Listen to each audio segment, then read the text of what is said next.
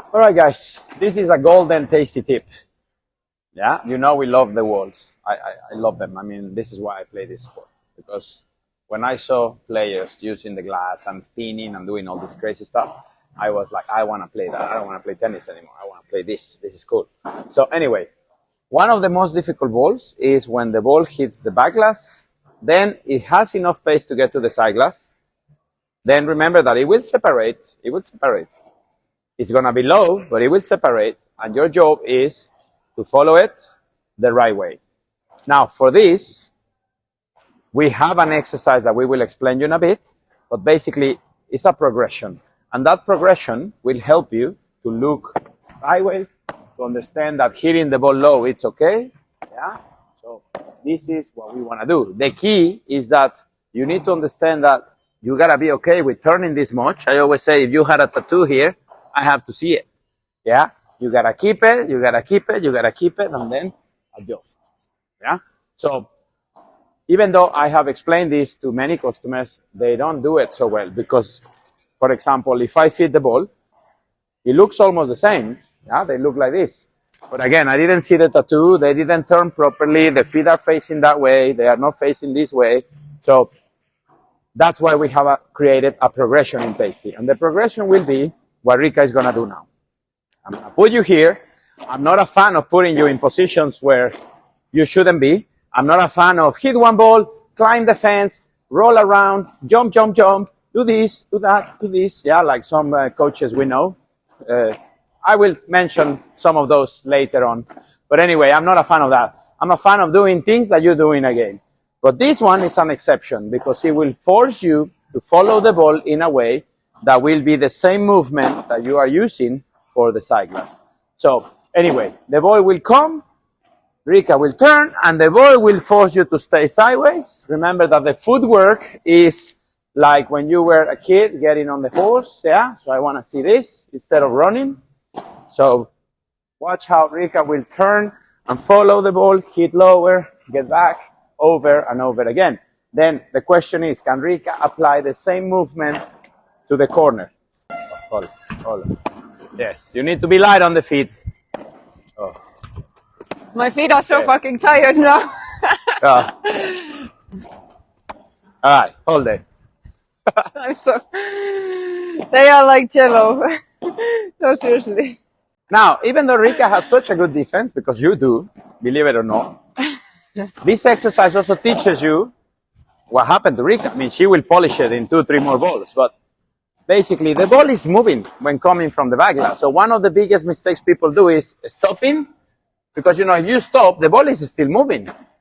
So then what happens is you're going to have to fix the problem with your hands or look like an angel. Yeah, and that's not probably what we are expecting. What we are expecting is that you understand that, yes, you're going to slow down, but you need those little steps to hit and then be able to control the ball. So we can say that in reality, you are not stopping the feet. The steps are so small and so tiny that it doesn't matter that you are moving and hitting. It's not like tennis where you need to set and hit. Yeah, here it's okay that you're moving, you touch, you back up. Yeah, okay. Yeah, so I need you lighter on the feet. Yes. Yes, I like how the shoulder is pointing to... Yes, yes, good. Show me what is the shoulder I'm focusing on. Yes, show me that. Oh, there you go. Give me 2 more. All right, so now Rika is going to try to do exactly the same movement, but from a real position, yeah? So now the challenge is, can she apply the same? Actually, it's going to feel much easier than the ball she was following, because that ball was going crazy away from her. But now, what she needs to calculate is that the ball will hit 2 glasses, and she needs to time it. If the ball has more pace, she's going to have to follow a little bit more. So this is what we're going to see. But it will for sure help her to polish the footwork, we say. Nice. Yes. Light feet. Oh. When the pace is higher, that means the player in front of you is probably better. So there is a little variation there with the footwork. When the ball is not so fast, we are always going to pivot back, because first I need to make sure that I'm not in front of the ball. then remember that I can always follow it forward. And it's better to follow from back to forward. However, if the pace is very high, Or the ball is deep. yeah, well, or the ball is too deep and bouncy, which is connected to the pace, then the step, you're going to still turn your shoulders the same, but maybe the step is going to be so small that you are going to feel that you are almost stepping forward. That doesn't mean that I want you to go like this, eh? Notice that the ball is slow, this footwork, yeah? The ball is not so slow.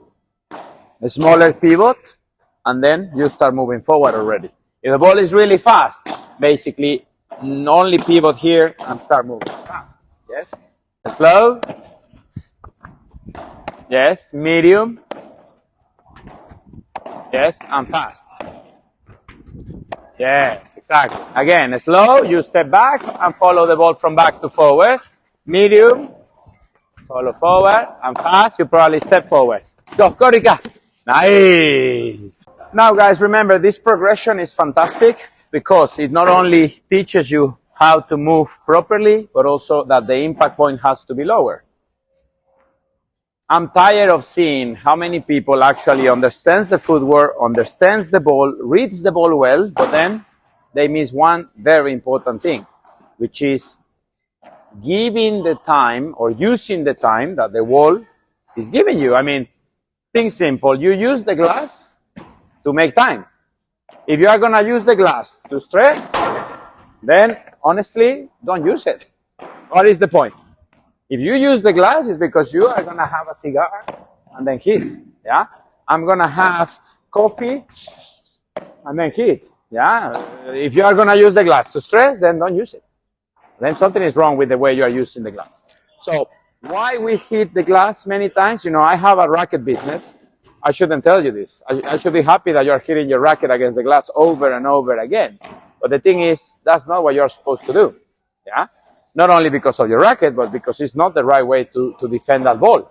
So normally, if the ball is going to get to the second glass, wait for it. It will separate, and then you will hit it. Sometimes the ball will be easier. Sometimes it will be more difficult. Sometimes it will be super difficult. But trust me, it's not a fucking piñata shot. It's not a Mexican piñata, dale, dale, dale, over here.